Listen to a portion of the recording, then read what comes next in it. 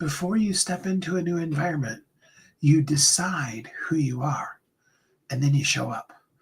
Hi, my name's Steve Kidd. I'm a third generation minister, international best-selling author of 41 books and counting. Over the course of the last 40 plus years in business, I've helped over 5,000 people write, publish, market their books to bestseller, and everything that goes in between that, and especially all the things that come after that bestseller. I've been able to work with doctors, lawyers, nurses, multi-billionaires, Fortune 500 companies, but also brand new startup companies, stay-at-home moms, people that you've heard of, people that you may never hear of, people who are absolutely the exact person that you're looking for that has exactly the thing you need, and people who are working in an industry that is completely separate from anything that you ever do or ever even considered doing, all of which are powerful and beneficial and needed in this world.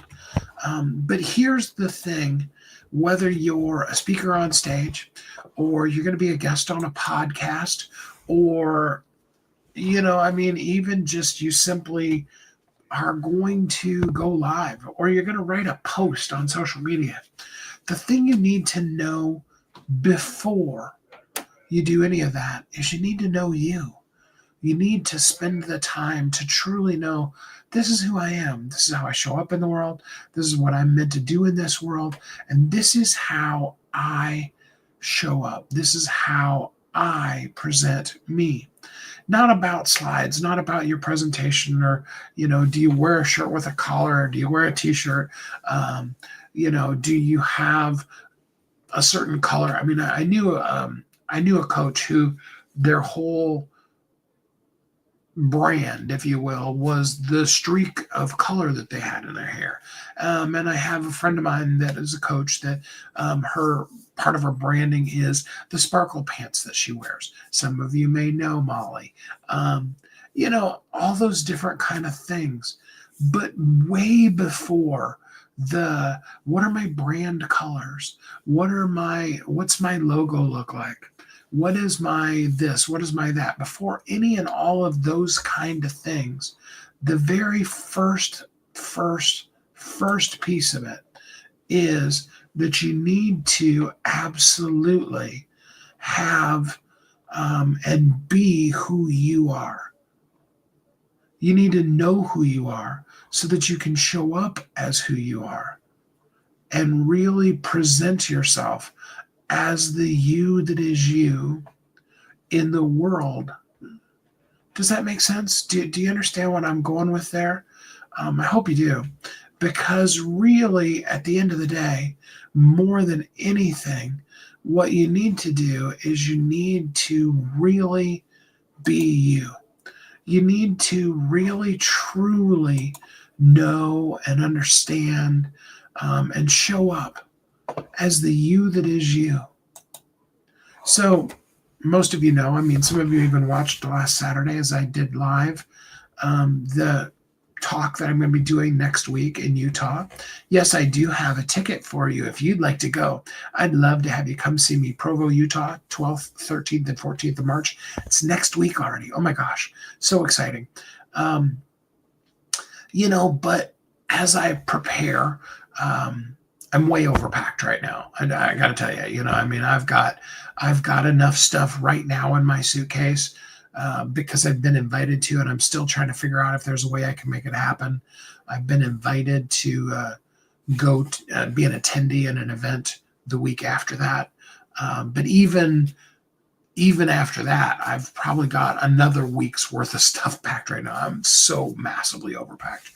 And it's just one of those kind of things where I've been overthinking it too much. And I realized as I was prepping for this today that more than anything,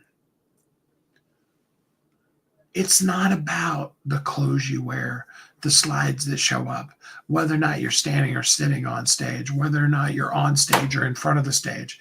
It's not about any of those kind of things. It is purely and simply starts with knowing who you are.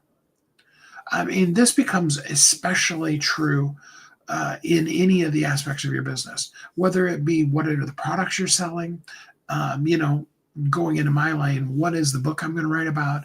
What is the talk? Any of those kind of things. You need to know you first. And unfortunately, that's the step that almost everybody skips.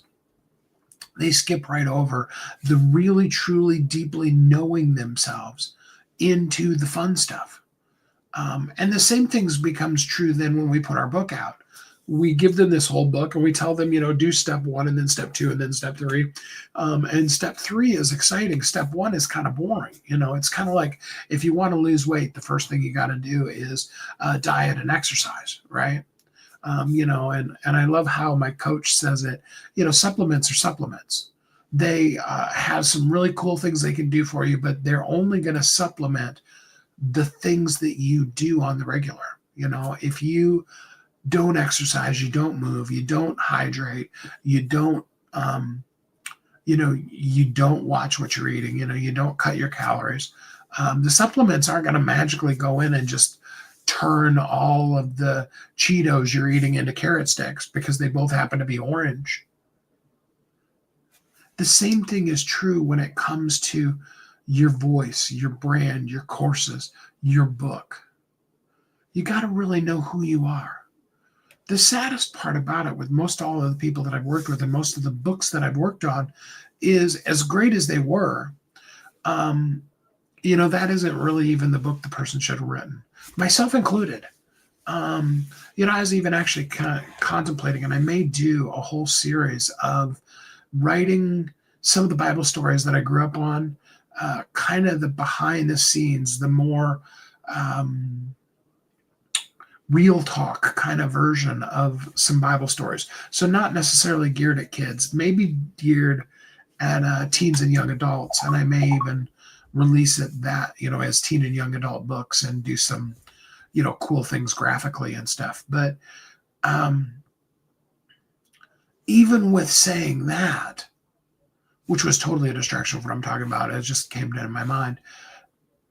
You know, that isn't necessarily the heart and soul and core of who I am. It's a piece of me, it's a part of me, but that thing that I do with grace and ease, that I do so easily, that I tend to, even on these calls, gloss over them, not really share with you like I should, is I have the capability to be able to look at what you're doing in your marketing. Leanna, glad to have you here with us. How are you doing today?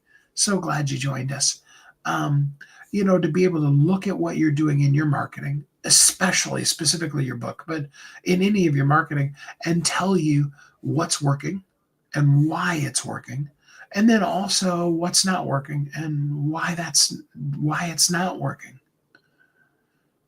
Because ultimately, at the end of the day, more than anything, you need to be the core of who you are.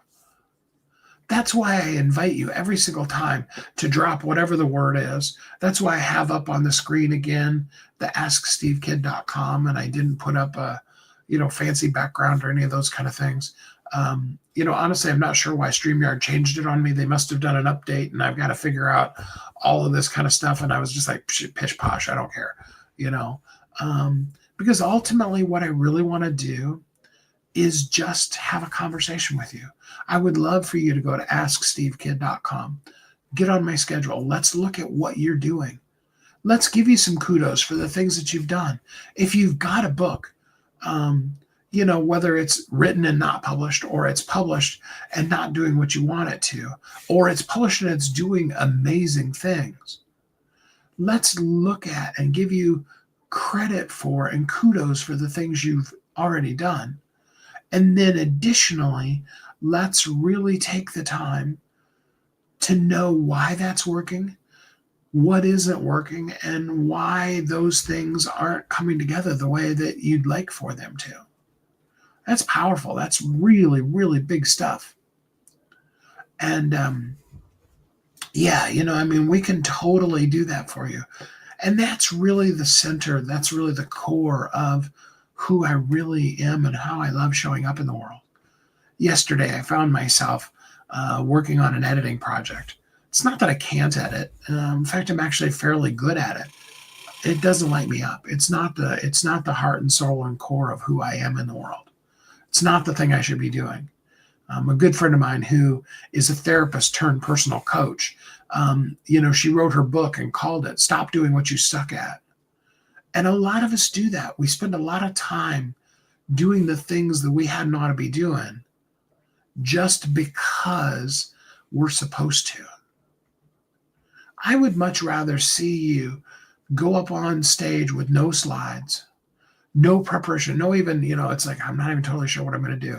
I've got a little countdown clock in front of me that's going to count down to, 0 seconds left, and for whatever length, whether you're talking a TED talk that's 18 minutes or you're talking an hour keynote or, you're up there for 2 hours. Okay. Now, if you're doing your own event, you can get up on stage and you can just kind of ramble on for as long as you want to, and technically nobody's going to stop you. Although I would suggest you have a schedule and you stick to it. But that's just me. But none of those things are what's important.